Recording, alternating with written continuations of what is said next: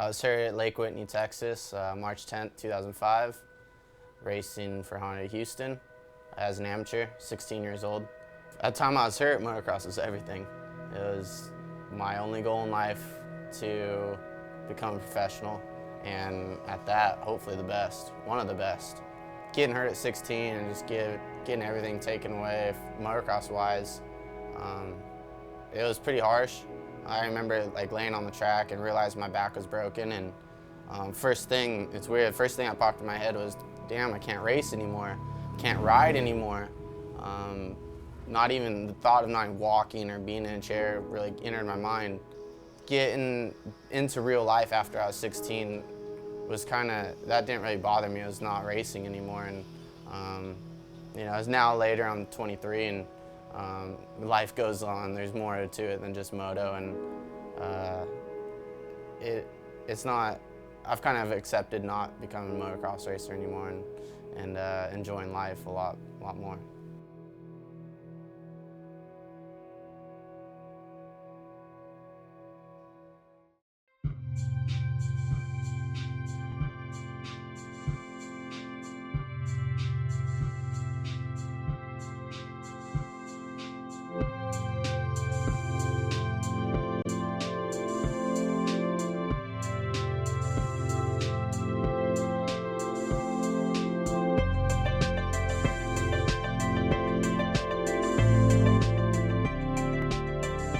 I was here at Lake Whitney, Texas. Just came together with another guy, my buddy, and ended up breaking my back, coming to T7 paraplegic. Was kind of stoked on it at first. It was kind of like a new challenge. Picked up whatever I could and tried to make it go fast. Trying to jump off curbs, down skate ramps, whatever. Just tried getting into any type of auto racing. First came a stock car truck, and then a late model and a short course truck. I got back on my dirt bike about a year later. I sat in my garage thinking, how am I going to do this? What type of seat do I need? And gotta protect my legs because if I fall.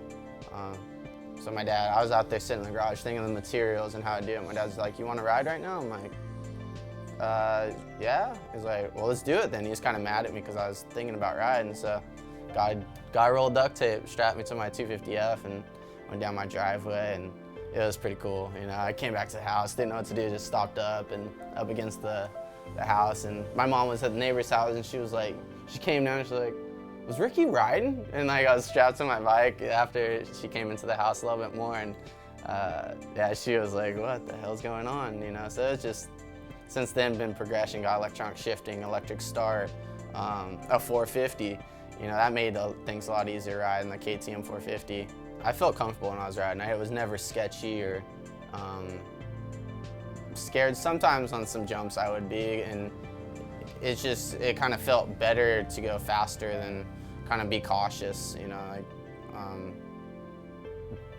it was just natural, and I like going fast, and you ride better when you go fast into your limit sometimes rather than thinking about not going fast.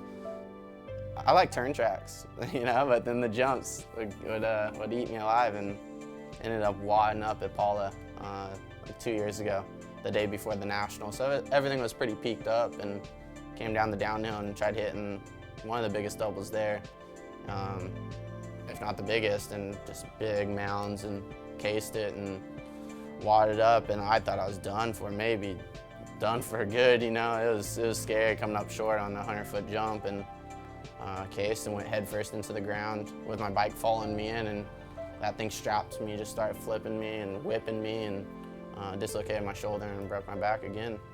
So tried riding a little bit after that and just hurt too much, and met all my goals on my dirt bike, and I'm ready to grow up a little bit and buckle down on some really gnarly goals. Being a paraplegic, living as one, is frustrating, ups and downs. Like I said, it was at first a challenge, it was new. I kind of treat it as an injury. I always say it's as an injury instead of like a lifestyle. I'm like, I've broken my legs, have leg cast, arm cast, so it was just kind of like another injury. Okay, get around to it, and then it was kind of like dirt bike and truck racing and how far into racing can I get, and then I realized that whole scene. But after that, it kind of set in, after about 5 years, really set in, like, dang, this isn't going away, and dating chicks is way different, and going to the beach is different, and everything, it just starts wearing down. It started wearing down on me. After those 5 years, I was just kind of over it. Didn't want to do anything anymore. Realized what I was going after was kind of fake, and not spend enough time kind of like on real life stuff. So it got a little gnarly after that for a little bit. Setting goals was the only thing I think that saved me going out and doing stuff. Once I ran out of those goals, it was bleak for a couple years, and didn't have a reason to wake up. Didn't want to. Didn't care what I did. Didn't care who I hung out with. Didn't care to really go to school to make any progress in my life. There is no desire to do that anymore. But now I had to snap out of it. I had to get out of the funk and realize that life was still out there, and it was still a lot of cool opportunities if I actually wanted them. And it's no fun being depressed, and it's not cool. It wasn't going to go away. So new goals. I had to come up with new goals, and once I got my head right and was being good for once, things started clicking, and my relationship with my parents is way better, and my friends and the people around me just see a big difference from where I was a year ago. And it's not fake, it's real. I am happy. I'm the happiest I've ever been, and not shameful or guilty for the things I am doing. I think everything I have right now, I'm earning, and I like it that way. And now these new goals, doing Ironman, it was one of the best times of my life, but now I think it's better. I think I can do it better, so I want a second chance at it and do it for real this time, and then carry it on and try to do some more with this endurance sport that no one else has ever done before. And I'm not going to say what I want to do, but it's a big goal that this Ironman thing is just to train to get to what I want to do. He goes for things 100%. He doesn't. If he's into something, man, he goes for it all the way, whether that's good or bad. And he's certainly had his roller coaster ride since he was injured. But I mean, doesn't that happen to everybody? So it's magnified because of the fact he's in a chair and his options are few. So he's done a lap in certain areas where some might feel like, what are you doing? But he's very curious, and he likes to know things, and he likes to experiment and find things out for himself. So the fact that he's had a few dark places along the way, I have too. And there have been times when I didn't even really want to live anymore. And it takes one to know one, and I've seen the look on his face at times where he was pretty bummed out and wants to do things, and they're either harder or he can't. But man, he's persevered, and I'm really proud of him.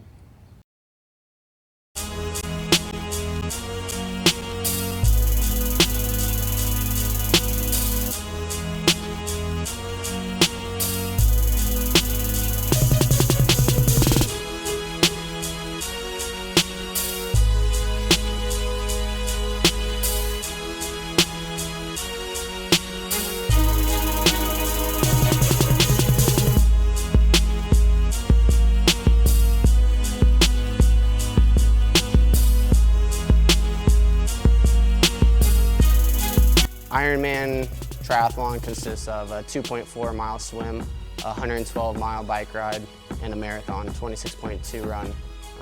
Bike, I do on a Handcycle, so it's like hand crank bike, and then the run I do in a racing chair, which is, they kind of look similar, I guess, if you don't know the difference, but you wear gloves and hand rims for the racing chair, and there's no gears or anything on it, and you say pushing the chair and riding the bike.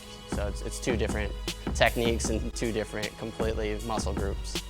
You know, Ricky James has got one of the biggest, baddest hearts, in a sense where, you know, when he does come here and train, I don't have to hold him accountable. He's here and he gives me everything that I ask for. Never bitches, never complains, doesn't whine, always punctual, very respectful, and gives me everything he's got. You know, so it's awesome working with a guy like that, and he's like a sponge. Anything you tell him, he's like, all right, cool, I got you, never a bad attitude.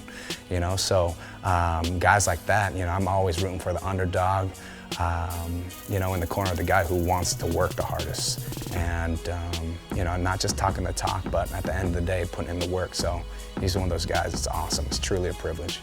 8, 9, 10, 10 more, up, 10, 9, 8, 7, 6, 5, 4, 3, 2, and 1. Compared to '08, when I did Ironman, I think I'm way faster, way stronger, way better than I was. I'm more focused this time.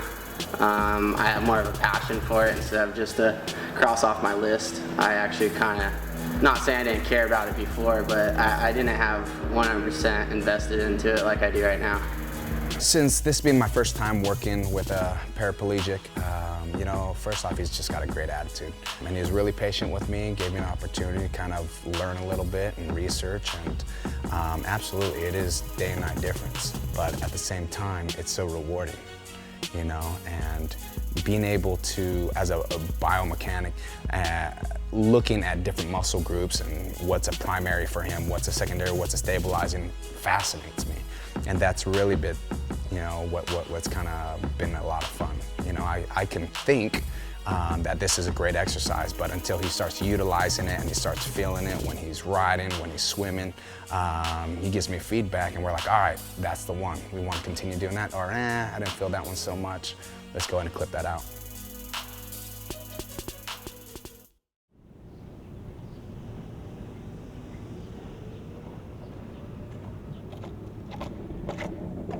Working out and eating right and trying not to go out at night. You know, I'm young, you know, trying not to go to the bowling alley too much and get a couple pitchers of beer and going out, you know, it's hard to resist. You know, I feel like a loner sometimes and just try to isolate so I don't go out and do that. But I have good friends that we kind of, you know, do cool stuff now, and I still have fun. I'm not like, you know, Mr.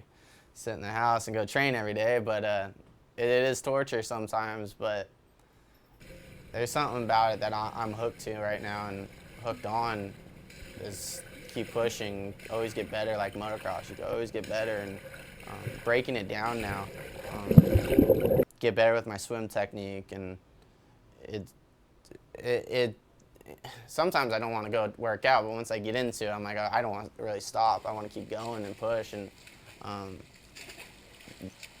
it's kind of weird. Everything makes everything better as well. My life, my confidence, your mind, everything. It helps with everything, and if anyone has free time, I recommend it. It makes everything in their life better, I think. His ability to adapt is it's rare. You know, there's not that many people that can excel in just such a short time like he did in motocross. I mean, he only rode for about 4 years, and he was already racing with the Alessis and Josh Grant and all the new kids that were coming up that are doing well now.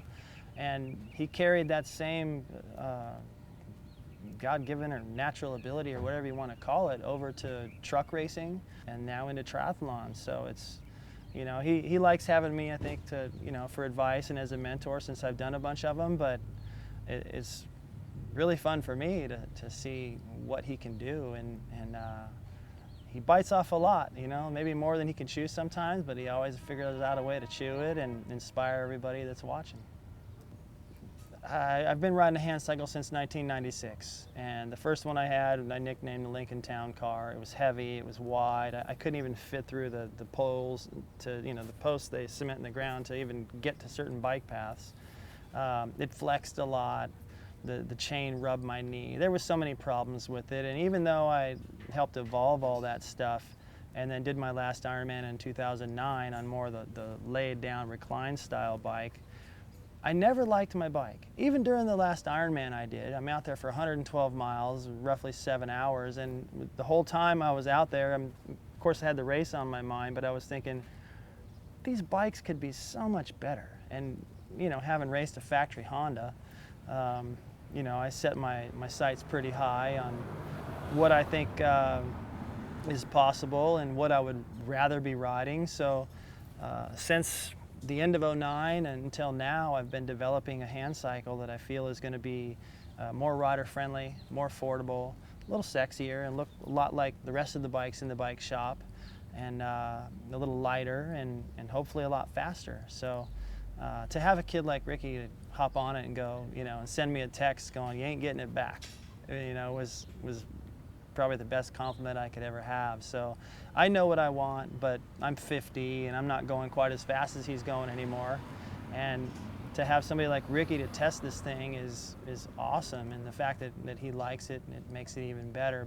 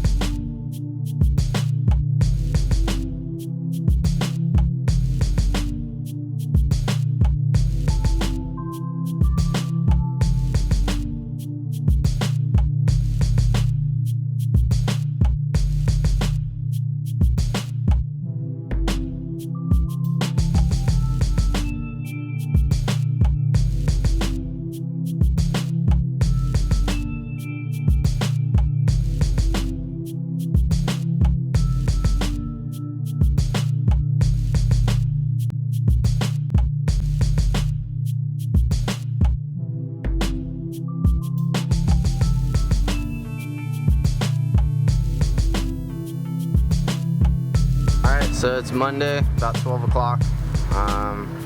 Fly out tomorrow for Texas in the morning for my half Ironman qualifier.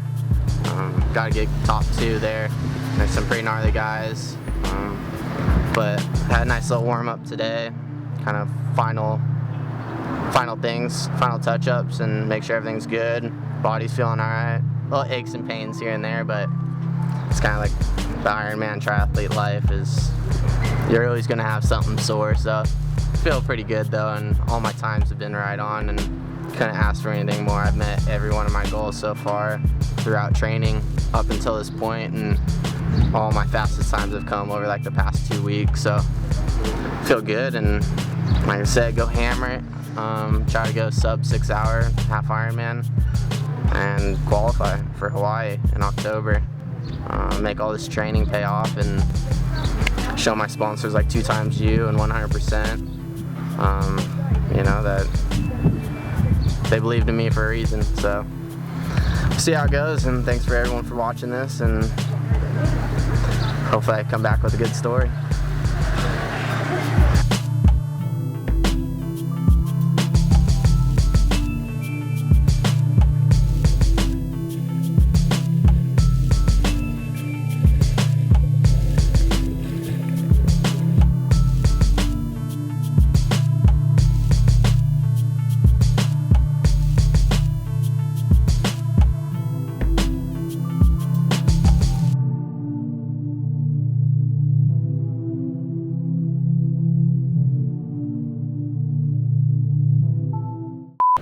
That logo's bad too. Which one? That one in the middle, I like that one. 100%? Yeah. That looks so good. Cool, huh? Way good. Got my white on. Oh, you're set. It's the New Jersey, huh? I wouldn't want to race you. I'd be so psyched already. Like, Just look at it. You know what? Let me just get a cab back to the airport. I gotta race this thing.